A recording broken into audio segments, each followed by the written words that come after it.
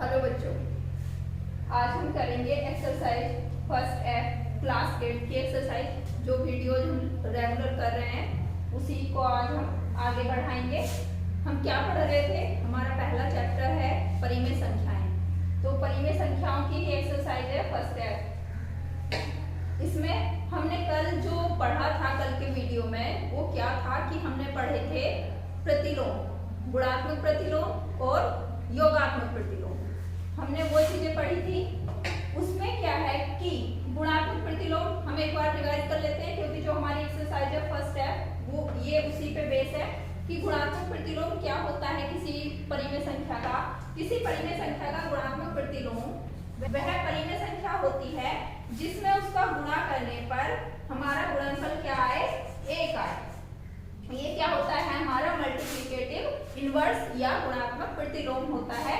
गुणनफल कितना आना चाहिए? 1। और ये 1 ही क्या होता है? हमारा गुणा का तत्समक अवयव। और इसे इंग्लिश में क्या बोलते हैं? Identity element. यानी कि गुणा का तत्समक अवयव हमारा कितना होता है? 1 होता है।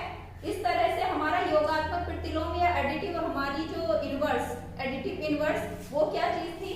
योगात्मक प्रतिलोम किसी संख्या का योगात्मक प्रतिलोम वह संख्या होती है जिसे उस संख्या में जोड़ने पर हमारा योगफल 0 आए। योगफल कितना आए? 0 आए। ये 0 या 0 ये क्या होता है? हमारा योग का तत्समक अवयव, आइडेंटिटी एलिमेंट ऑफ एडिशन। इस तरह एक्सरसाइज है 1F। इसमें जो क्वेश्चन है वो इन्हीं पे बेस है कि योगात्मक प्रतिलोम, गुणात्मक प्रतिलोम और तत्समक अवयव पे ही इसमें क्वेश्चन है। और इसका जो पहला क्वेश्चन है एक्सरसाइज का, वो हमें सत्य बताने का है। और ये एक्सरसाइज लगभग पूरी ही ओरल करने के लायक है। इसमें जो क्वेश्चन ऐसा लगेगा हमें कि हम ओरल नहीं कर सकते, हमें हेल्प लेनी है बोर्ड की या कैलकुलेशन से समझना है, उसे हम बोर्ड पे करेंगे। बाकी हम इसे ओरल देखते हैं किस तरह से है।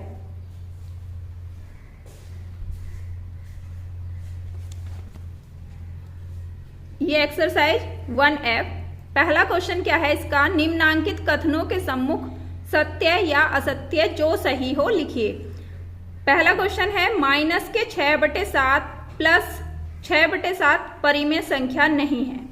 अब अगर हम -6/7 में प्लस का 6/7 जोड़ेंगे तो हमारा क्या आएगा? 0 आएगा। तो 0 क्या होती है? 0 हमारी परिमेय संख्या होती है।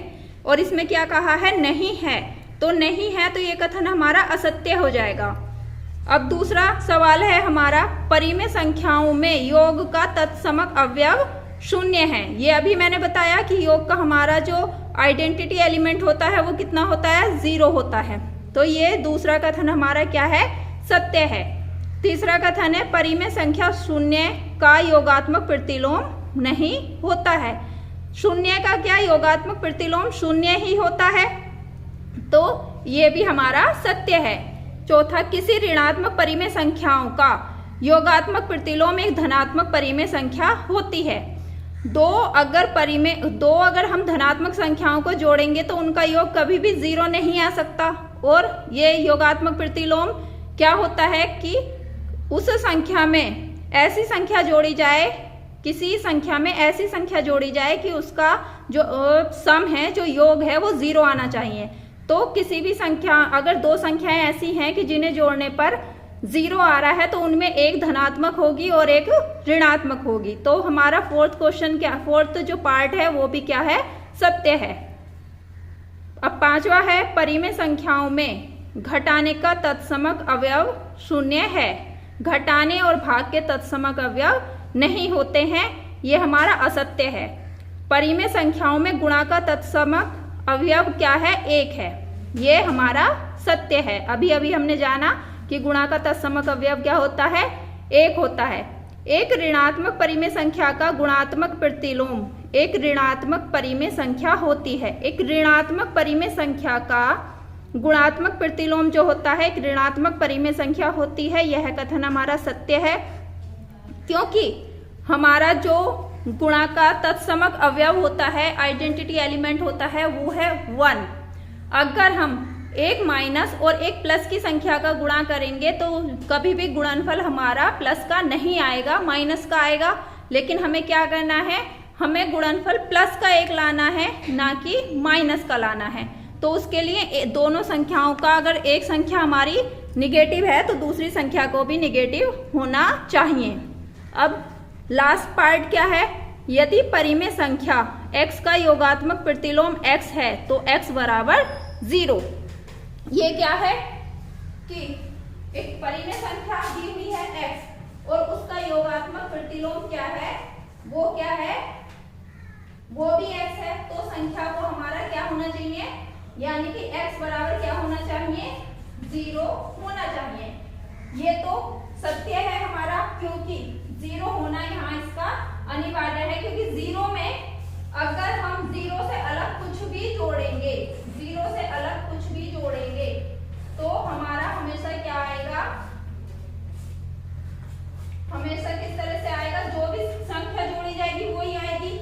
लेकिन शर्त क्या होती है हमारी कि योगात्मक प्रतिलोम क्या होते हैं, कि ऐसी दो संख्याएं जो एक दूसरे के विपरीत हो, यानी कि जोड़ने के बाद क्या मिलना चाहिए, 0 मिलना चाहिए। समान उनके आंशिक मान जो होते हैं समान होते हैं, लेकिन उनके चिन्ह क्या होते हैं, वो असमान होते हैं। जैसे 5 प्लस का 5 और माइनस का 5 जब जुड़ेंगे तभी हमारा 0 आएगा। तो 0 में 0 जोड़ेंगे तभी हमारा 0 आएगा। तो लास्ट का इसका जो कथन है वो भी क्या है, हमारा सत्य है। अब इसका दूसरे क्वेश्चन का पहला पार्ट है हमारा -5/12 में क्या जोड़ा जाए कि हमारा जो रिजल्ट है, जो हमारा योग है वो कितना है, -5/12 है। यानी कि इसके मान में कुछ भी अंतर नहीं हुआ तो क्या जोड़ा गया होगा, 0। क्या जोड़ा गया होगा इसमें, 0, क्योंकि हम किसी भी संख्या में अगर 0 जोड़ेंगे तभी उसके मान पर कोई फर्क नहीं पड़ेगा। अब इसका तीसरा क्वेश्चन है कि 1/-2 की घात -1 बराबर कितना, ये हमें बताना है। माइनस की घातों से हम पहले भी कक्षाओं में परिचित हैं, 6वीं-7वीं में हमने माइनस की घातों के बारे में पढ़ा है। लेकिन इसका मान क्या होगा ये हम कैसे बताएंगे, माइनस की जहां घात हमारी माइनस की होती है हम वहां उस घात को प्लस का कर लेते हैं। प्लस का कैसे करते हैं, जो हमारी भिन्न दी हुई होती है उसे हम पलट देते हैं तो घात हमारी क्या हो जाती है, प्लस की हो जाती है। और जब किसी की भी घात 1 होती है तो उसका मतलब क्या होता है, वह संख्या सम, यानी कि अगर घात 2 होती तो इसका हम 2 बार गुणा करते अंदर जो संख्या थी, लेकिन घात 1 का मतलब सिर्फ उतना ही होता है। तो इस क्वेश्चन मार्क का आंसर हमारा कितना हो गया, -2/1 या -2। अब तीसरा क्वेश्चन कुछ इस तरह से है कि 2/3 गुणा x बराबर 1। इसमें x का मान बताना है, यानी कि हमें 2/3 का गुणात्मक प्रतिलोम बताना है, क्योंकि x इसका गुणात्मक प्रतिलोम ही तो है कि गुणा करने पर 1 आ गया। तो x का मान हम कैसे निकालेंगे, गुणात्मक प्रतिलोम हम कैसे निकालेंगे, x के साथ में ये संख्या इधर क्या कर रही है, गुणा कर रही है। हमने बहुत पढ़ा है कि जब बराबर से दूसरी तरफ गुणा करने वाली संख्या जाती है तो सामने जाके वो क्या करती है, भाग करती है। और भाग 1/2/3। तो ये जब बटे में कोई भिन्न होती है तो उस भिन्न का जो हर होता है वो ऊपर जाके अंश के साथ में क्या कर लेता है, गुणा कर लेता है। अपने वाले अंश के साथ में नहीं, मूल भिन्न के अंश के साथ में जाके गुणा कर लेता है। यानी कि 1 × 3/2, 1 × 3/2, x का मान कितना आ जाएगा, 3/2। तो 2/3 का जो हो गया मल्टीप्लिकेटिव इनवर्स या गुणात्मक प्रतिलोम वो क्या हो जाएगा, 3/2। अब इस थर्ड क्वेश्चन का ही एक क्वेश्चन हम और देख लेते हैं कि इसमें है x गुणा -6/-7 बराबर 1। इसमें x का मान बताना है और ये थर्ड क्वेश्चन का फोर्थ पार्ट है। इसमें x की वैल्यू बतानी है। इसमें भी हम वैसे ही करेंगे, x बराबर क्या हो जाएगा, 1/-6/-7। इसका आंसर हो जाएगा -7/-6 और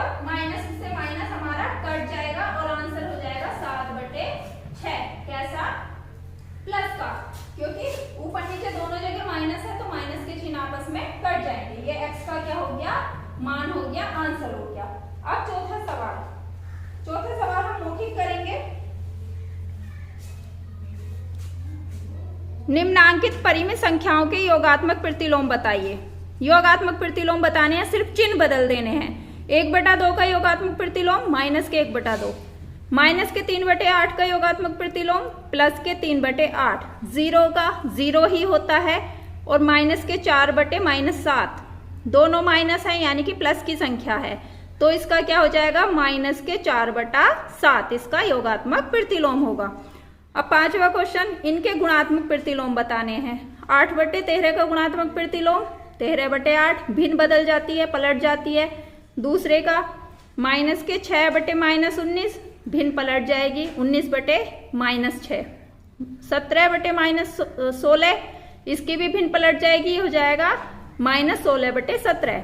माइनस का 9, इसका गुणात्मक प्रतिलोम हो जाएगा माइनस के 1/9। 17 का 1/17, और ये इसका लास्ट पार्ट हम देख लेते हैं बोर्ड पे। 5वें क्वेश्चन का लास्ट पार्ट है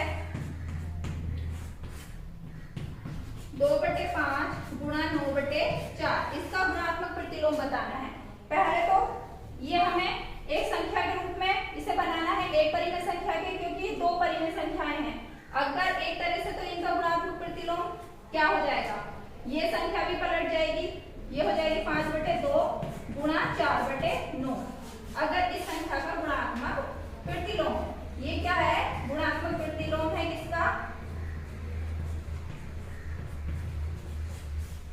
अगर हम इसी का ही गुणात्मक प्रतिलोम निकालें तो जो भिन्न है वो ऐसे की ऐसे ही पलट जाएंगे। लेकिन हम क्या करेंगे, हम पहले इस भिन्न को हल कर लेंगे। 1 2 एकम 2, 2 दूनी 4, ये हो गया हमारा 1 9 9 और 5 दूनी 10, भिन्न आ गई हमारे पास 9/10। 9/10 का जो हमारा गुणात्मक प्रतिलोम हो जाएगा वो क्या हो जाएगा, 10/9। छठा और लास्ट क्वेश्चन इस एक्सरसाइज का, ये भी मौखिक ही हो जाएगा। छठा क्वेश्चन है माइनस के 32 गुणा 5/-14 गुणा माइनस के 3/20 गुणा 0 माइनस के 13/5। इसे सरल करना है। इसे सरल सिर्फ हम कर सकते हैं 1 सेकंड में। इसका आंसर आएगा 0, क्योंकि सारी संख्याएं गुणा कर रही हैं और गुणा में एक क्या है हमारे पास, 0 भी है, और 0 किसी से भी गुणा करके पूरी संख्या को क्या बना देता है, 0 बना देता है। तो इस क्वेश्चन का जो आंसर है हमारा वो क्या हो जाएगा 0। और इस तरह से ये एक्सरसाइज हमारी आज खत्म हो गई। नेक्स्ट वीडियो में हम नेक्स्ट एक्सरसाइज करेंगे। इस वीडियो में इतना ही। Thank you.